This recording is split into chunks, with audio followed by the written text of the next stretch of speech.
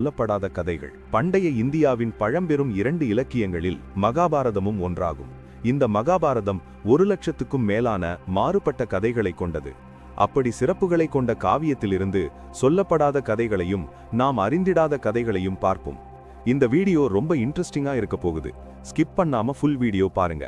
வாங்க வீடியோக்குள்ள போலாம். 5 தங்க அம்புகளின் கதை. மகாபாரத போரில் கௌரவர்கள் தொடர் தோல்வியடைந்து கொண்டிருந்த போது ஒரு நாள் இரவு துரியோதனன் பீஷ்மர் தங்கியிருக்கும் இடத்திற்கு சென்று, நீங்கள் பாண்டவர்களின் மீது கொண்டுள்ள அன்பினால் போரில் உங்களுடைய முழுமையான பலத்தினை பயன்படுத்தி போரிடவில்லை என்று குற்றம் சாட்டினார்.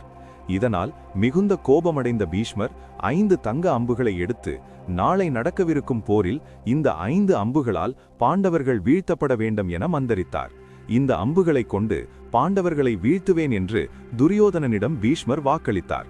ஆனால் பீஷ்மரின் வார்த்தைகளில் நம்பிக்கை கொள்ளாத துரியோதனன், அந்த அம்புகளை தன்னிடம் தாருங்கள், நான் அதனை பாதுகாப்பாக வைத்து நாளை காலை தருகிறேன் என்று அந்த அம்புகளை கேட்கிறார்.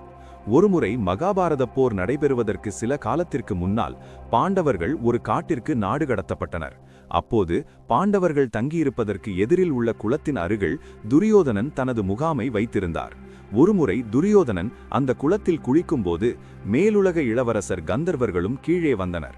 அதில் அவர்களுடன் துரியோதனன் போரிட நேர்ந்தது. இதில் துரியோதனனை காக்க அர்ச்சுனன் போரிட்டு துரியோதனனை காப்பாற்றினார்.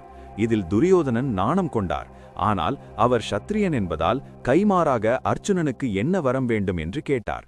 ஆனால் அர்ச்சுனன் அதை மறுத்து, தனக்கு வேண்டுமென்பதை தேவையான நேரத்தில் கேட்டுக்கொள்கிறேன் என்று கூறிவிட்டார்.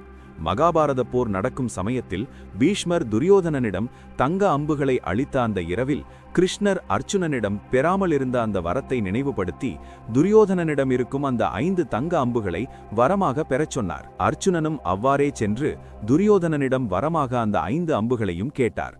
அதனால் துரியோதனன் மிகவும் அதிர்ச்சி அடைந்தார். இருந்தாலும் தான் ஒரு சத்திரியன் என்பதால் கொடுத்த வாக்குறுதியை நிறைவேற்ற அதற்கு ஒப்புக்கொண்டார். பின்பு தன்னிடம் தங்க அம்புகள் இருப்பதை யார் சொன்னது என்று கேட்டார். அதற்கு அர்ச்சுனன், கிருஷ்ணனை தவிர வேறு யார் கூற முடியும் என்றார். பின்பு துரியோதனன் மீண்டும் பீஷ்மரிடம் சென்று மேலும் 5 தங்க அம்புகளை தருமாறு கோரினார். இதற்கு பீஷ்மர் சிரித்துக்கொண்டு, அவ்வாறு பெறுவதெல்லாம் சாத்தியமில்லாதது என்றார். துரோணாச்சாரியரின் பிறப்பு. மகாபாரதத்தில் வரும் பாண்டவர்கள் மற்றும் கௌரவர்களின் குருவான துரோணாச்சாரியரின் பிறப்பானது மிகவும் சுவாரஸ்யம் நிறைந்தது.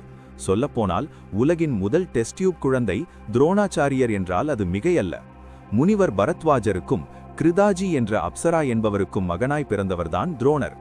முனிவர் பரத்வாஜர் ஒரு மாலை பொழுதில் வழிபாடு செய்வதற்கு தயாராகி கொண்டிருந்தார்.